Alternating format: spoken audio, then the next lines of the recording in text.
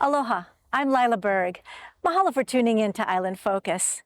We're here at the USS Bowfin to converse with United States military leaders to understand their presence in Hawaii. Thank you for joining us on Island Focus.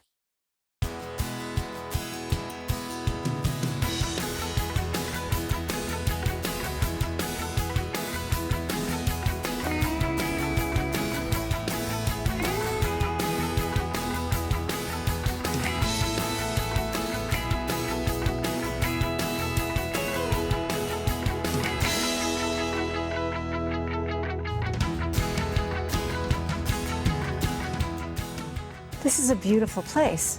Well, thanks, Lyla. Welcome to the Pacific Fleet Submarine Museum. In February, we reopened after a 2-year, $20 million renovation. We're going to go into the World War II gallery first. So this really lays out what the submarine force did after December 7, 1941. Our submarine base and the submarines here at Pearl Harbor were undamaged. And so by the end of the year, we started making war patrols in the Pacific. So our submarine force really took the fight to the Japanese at the beginning of the war while the surface Navy recovered from the attack here. So in this museum, you have not only photographs and narratives, you also actually have actual pieces. Yes, absolutely, bits and pieces. So this is the internals from a periscope, which shows how that all lays out to display or how that image is seen below decks.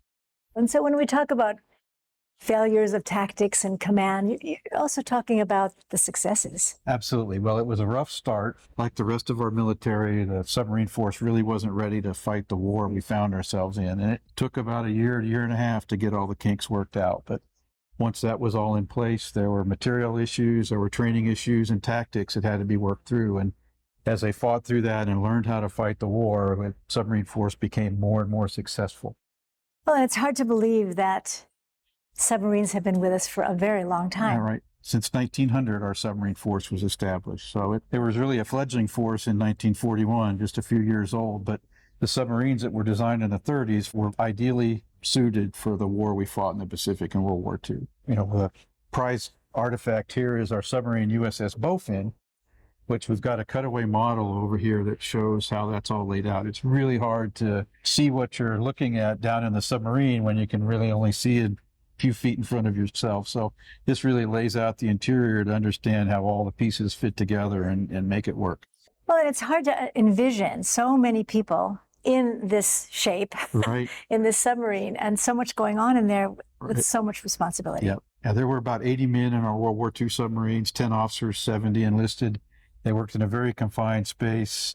They all had to be able to do their job for the ship to function. And the same is true today of our submarines. Crews are small relative to the responsibilities that they carry. And now that you have men and women in the submarines, it becomes even more interesting, I'm sure. Yeah, it's been about 10 years that women started with officers first. They're progressing very well through, and they're integrating well with the force. Bottom line is we need our best men and women to man these ships.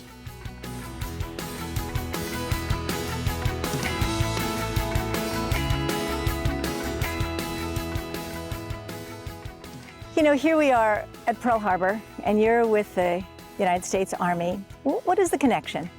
Well, first of all, on behalf of Major General Joe Ryan, the Commanding General of the 25th Infantry Division, thanks for the opportunity to come here today and just talk a little bit about the Tropic Lightning Division.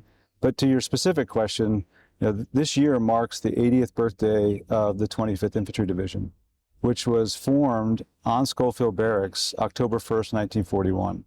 Forged somewhat under fire, given that just 2 short months later, the island of Oʻahu was attacked here at Pearl Harbor and up at Schofield Barracks on December 7th.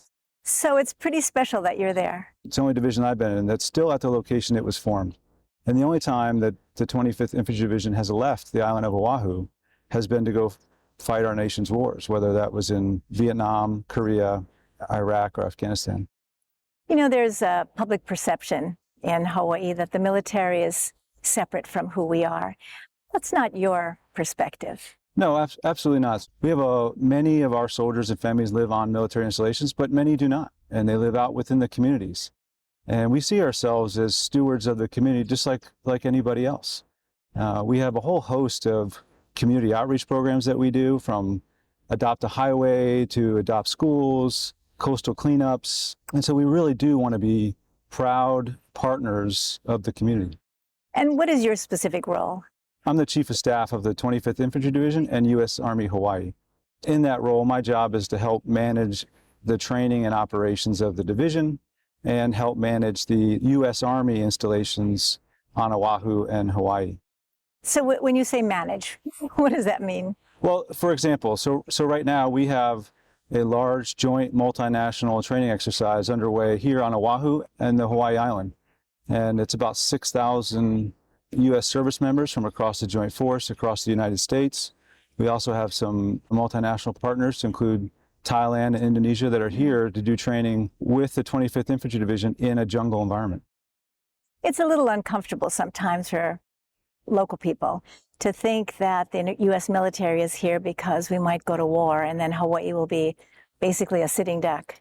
The purpose of the military here is a lot broader than that. Our traditional role in the 25th has been and will continue to be the guardians of the Pacific. And as one of the major land forces here focused in the Pacific, that's what we do. We do that really through three ways. One, we assure our partners and allies of our commitment.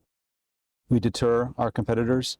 And then if required, as you highlighted, we'll be ready to fight and win our nation's wars. And what you'll see is that we, throughout a year, do a host of exercises. About half of the division, about 6,000 soldiers every year, travel throughout the Indo-Pacific region doing exercises. They come from all over the U.S. continent to be stationed here. That's right. So I just came from Fort Carson, Colorado. I've been here for about 60 days. But that's right. So we come from all over the United States to down Oʻahu. Our boss, Major General Joe Ryan, he meets with every one of our new soldiers every week. And what he does is he highlights the most important thing that we do is receive and integrate our soldiers. And part of that is making sure that we're aware of the rich cultural heritage and history of the island. What do you foresee in the future as the role of the U.S. military in Hawaii, and given our history as well as given your mission? I think it'll continue to be the same role that we had when we were formed, which is to do everything in our abilities to maintain a free and open Indo-Pacific region. 4 of the 5 largest economies, 7 of the 10 largest militaries are within the Indo-Pacific region. And so it's important for our welfare to maintain a free and open region. And to protect Hawaii. And to protect Hawaii and all of our homelands. A message you might want to share with our public. You know, as somebody that just got here, thank you for a very warm and welcome reception to the island. We really do want to be active stewards of the community. Our kids go to the same schools. Our spouses work within the broader community. And so, thank you. Thank you for all that you do to support the military. And I'm sure you'd like to say to us also that we should say hello to you when we see you. Absolutely, yeah. If you see us down on the beaches on the North Shore or in the supermarkets, please say hi. And we would love to get to know you.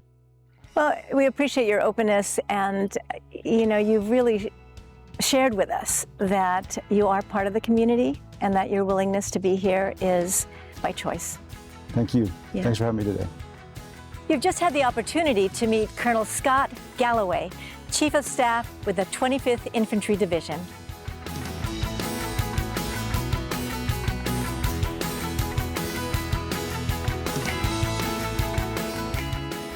And what is this machine?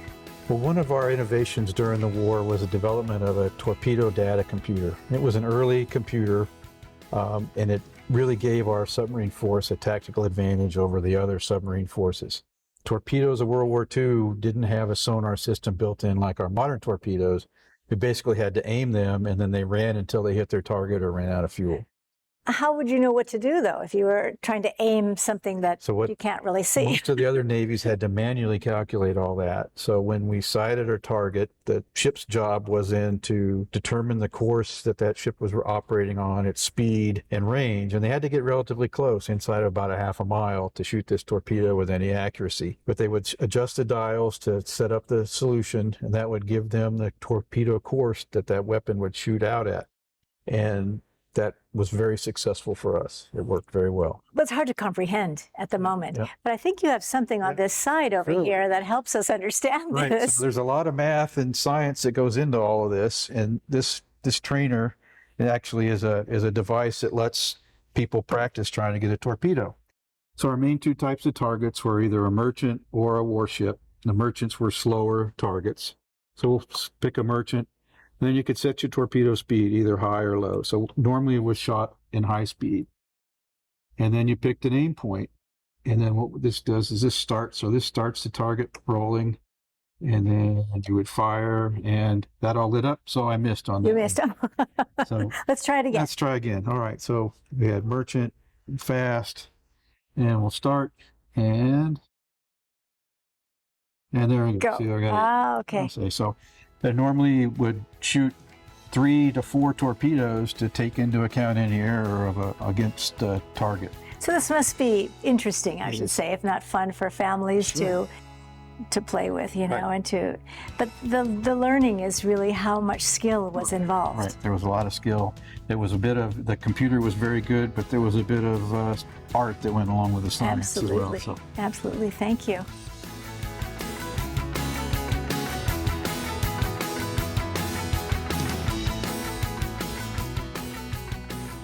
Such a pleasure to make your acquaintance, Adam, and to learn a little bit more about Veterans Affairs. Thank you very much, Lyla. It's a pleasure to be here. So first, my name's Adam, and I spent about 34 years on active duty in the United States Navy. I went through the first class of health profession scholarship students in 1972, and upon graduation from medical school in 76, I did an internship, and then I came on active duty.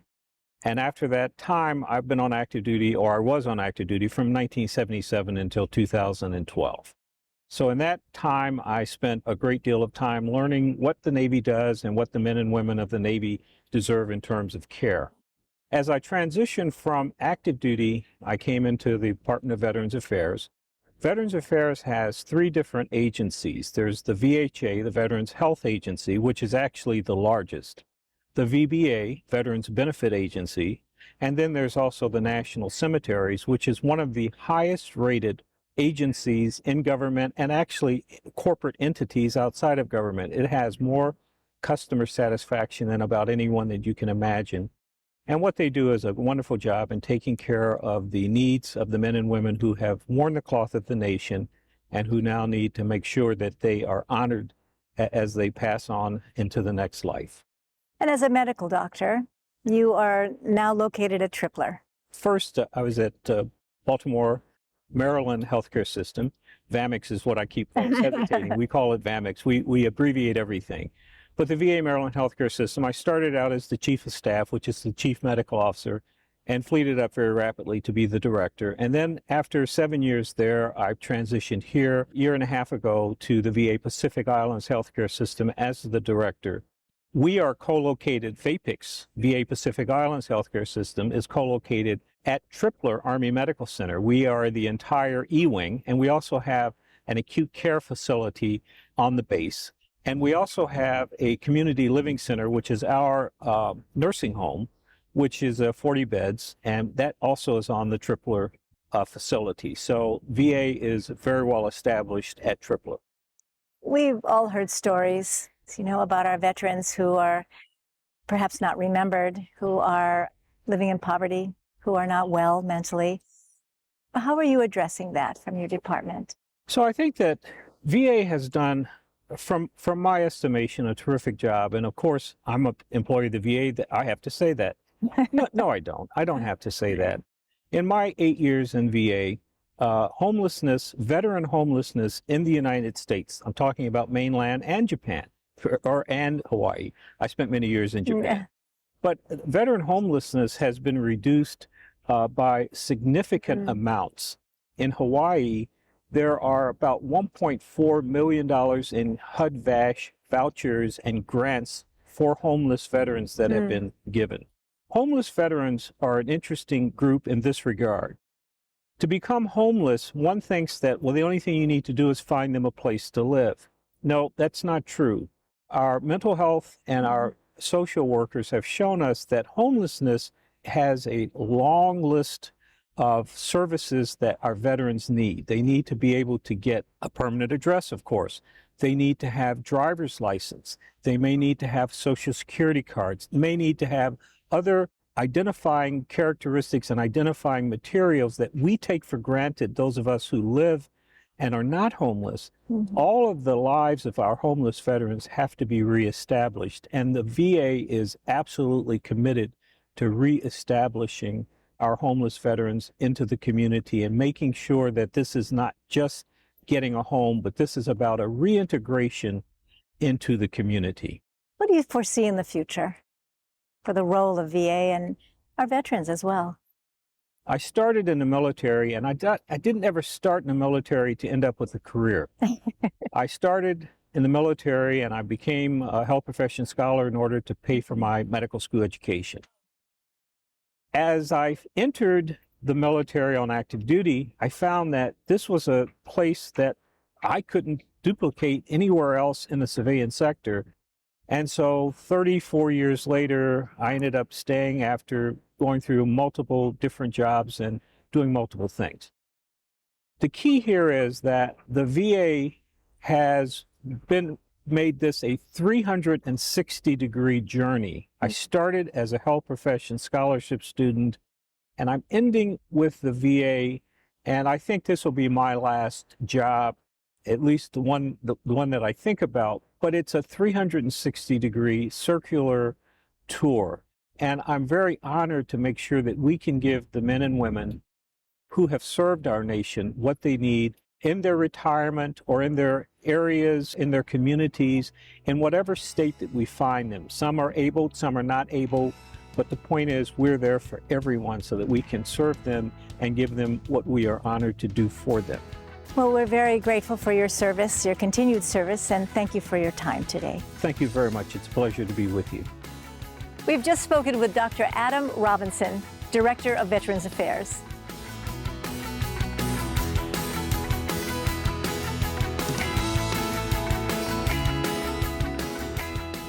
So this is a very creative space. Yes. So I mentioned earlier that it took a little bit to generate our training and our tactics, but our submarine force, began to figure it out, and we're very successful in taking the fight to the enemy here in the Pacific. And this is a collection of some of the battle flags from the submarines of World War II. So every submarine had a flag. Pretty much all of them generated a flag. There were no rules for these. They used materials they had on board. Red centered flags were merchant ships, and then the rising sun flags were the warships that they had sunk. And there were some other little things, like on the Bowfin flag, it shows a bus and a crane because on one of their engagements, a torpedo hit a pier and there was a bus and crane on that. Oh my goodness. So life on the submarine, they had to fill it with something. Right. It was, I'm sure I could say it would be hours of boredom followed by seconds of sheer terror at times during the attack. They were up close and personal with the ships that they were attacking. And with each other. Yes. Right? The community that they created. And I would be curious as to who the artists were that designed these, because it was the personality of the leadership there. Right.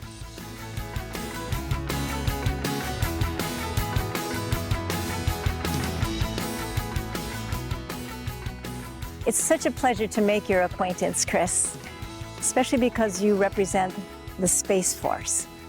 The Space Force, it is a real thing. It is a thing. 6th branch created on 20 September 2019. Right now, by far the smallest branch, but the newest, and it is a real thing. Who populates the branch? How do they get chosen? And what's the mission? A diverse set of folks, just like any other branch of the military, multicultural, all different types of backgrounds. Right now, primarily, the Space Force consists of other service members from other branches who have transferred into the Space Force. Myself, I was a member of the United States Air Force, and last year I had the opportunity and I got approved to transfer in to the United States Space Force. And its mission is, like any other military branch, it is to protect and defend the homeland. Here, primarily, it is from space. And you're local. You grew up in Hawaii. It must be kind of exciting to be part of this new vision, I guess, of the United States military. Yes, born and raised here in Hawaii. Graduated from Waipahu High School, class of 2003. A lot of things had to fall in place for me to ultimately get stationed back here at home. Count my blessings, been great, and looking forward to the next, iteration of what, where my service will take me. Once again, just grateful to be part of it. And I would imagine being part of the Space Force, which is the open space, it's sort of like your life.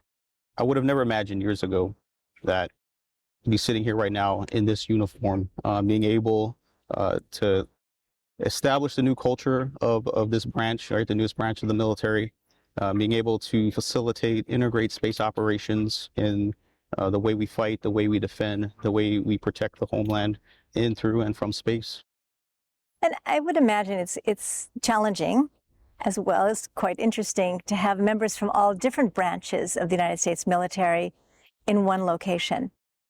Different perspectives from the other branches, from the other folks, part of the Space Force, holistically builds, where we want to take the force in the future. What's next for the Space Force besides protection? Is there research involved? Is there exploration? Yes, absolutely. Research here in Hawaii. We have the Maui Telescope. We have a research and development laboratory out there. On Oʻahu, we have the Point tracking station out there. And then just internally within the organization, restructuring, taking all of our Space Force service members, our guardians, reallocating them, developing a new organization to best integrate space operations here to protect Hawaii, to protect the homeland. What preparation is necessary to be part of this force? Space is hard. It is an extremely challenging, extremely unforgiving domain to operate in, to operate through. Some of the background, some of the experiences, some of the preparation, the training that goes into it, heavy STEM background, science, technology, engineering, mathematics. Myself, my experiences, heavy in the space operations side, satellite maneuvers, how satellite constellations operate, the health monitoring, telemetry, tracking, controlling of those satellites. But it does speak to the challenge that domain does avail to. Well, there must be a requirement for those entering the Space Force to have an open mind, a willing heart to consider what's not even known yet. We do have that coolness factor, right? The United States Space Force. Space is really ingrained in our culture, if you really think about it, in U.S. culture. So definitely helps from that aspect. Right now, primarily space operations background for folks, intelligence, engineering, acquisitions, cyberspace, those type of backgrounds. Plus, you figure, the cultural effect that space already has on all of us. So it's grounded in the sciences, and it's grounded in information. Absolutely, it is grounded in science. Like I said, space is hard. It is extremely challenging. Thank you for being with us and helping us share more about space. Thank you, Lyla. Thank you for listening to my conversation with Senior Master Sergeant Christopher Michael Kainoa with the U.S. Space Force.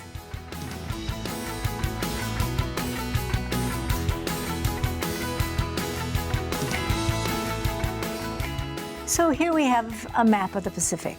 So this shows the progression of the war from December 41. The yellow area is the Japanese-held territory, and the little white submarines are our submarines making war patrols. The red dots are the Japanese ships that were sunk as it progresses through the war. And this really shows the progression. By 1943, we really started to figure things out, and then you see the contraction of the Japanese-held territory. And then by the end of 1944, there really weren't that many targets worthy of sinking with a torpedo anymore. And then submarines took on another mission, and that was to rescue downed aviators. And this picture is taken of the USS Tang with her commander, Dick O'Kane. And the Tang rescued a record number of aviators on one of her patrols. Rescue was another mission. Our submarines were placed along the flight routes for our bombers returning to the Marianas from Japan. And the aviators knew the ditch points, and so they would ditch at sea, and the submarines would be there to rescue them. And in fact, one of our future presidents was rescued by a submarine. We never hear about that part of how submarines have supported our own people. Right.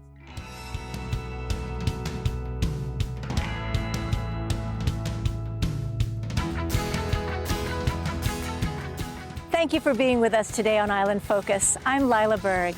On behalf of the Island Focus crew and the entire team at Ōlelo Community Media, aloha and malama pono.